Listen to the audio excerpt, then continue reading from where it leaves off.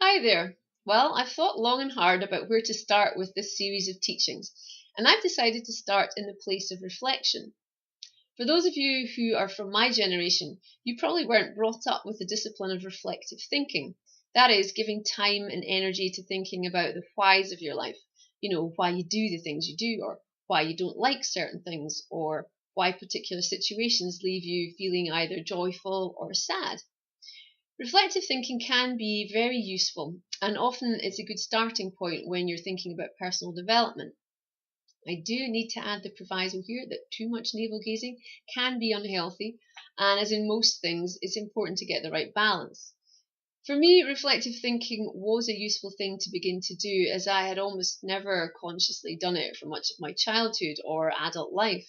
So, for those of you who haven't done this exercise, I'm going to suggest you get a piece of paper and write down the questions I'm going to ask, and then later on take some time to reflect on them. Okay, question number one. What are you doing when you feel most alive and fulfilled?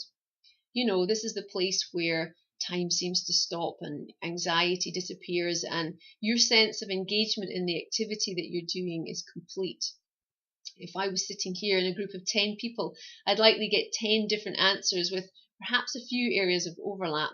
But people are all so different, there's a good chance that one person's idea of feeling alive might be another person's nightmare.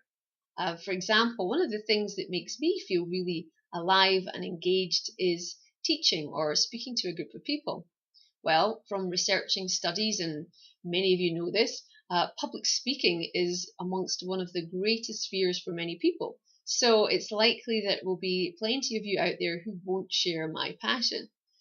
Conversely, my idea of a nightmare is to be thrust into a crisis situation and be asked to make decisions.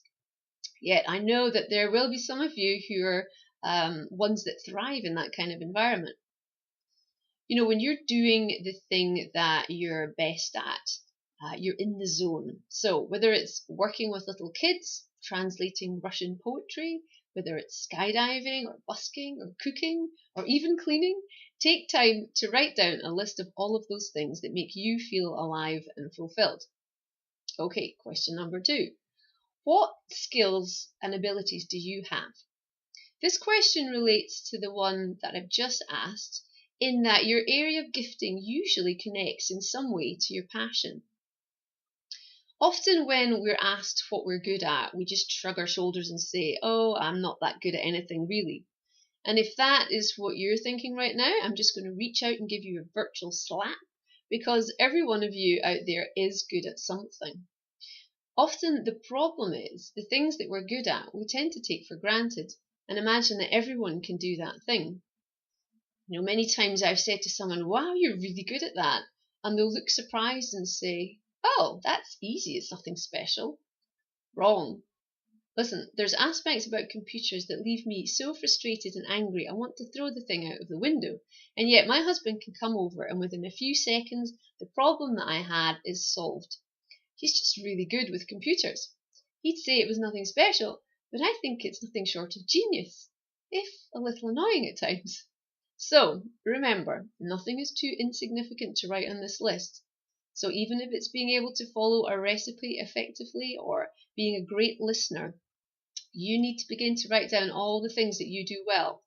And if you're still feeling stuck in this area, then go to your friends and ask them what they think you're good at. And if they say nothing, then it's definitely time to get some new friends. But seriously, sometimes it does take someone else to effectively point out the things in our lives that we are good at. Okay, question number three. What ambitions and dreams do you have? So this is a place of being able to do a bit of blue sky thinking. This is a place to forget about the reasons why it's crazy and just search your heart.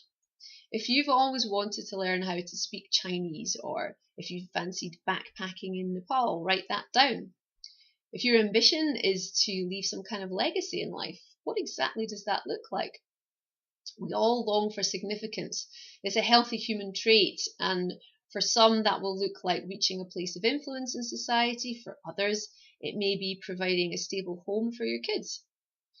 Sometimes our dreams and ambitions get squashed by our life experiences or by the expectations of others.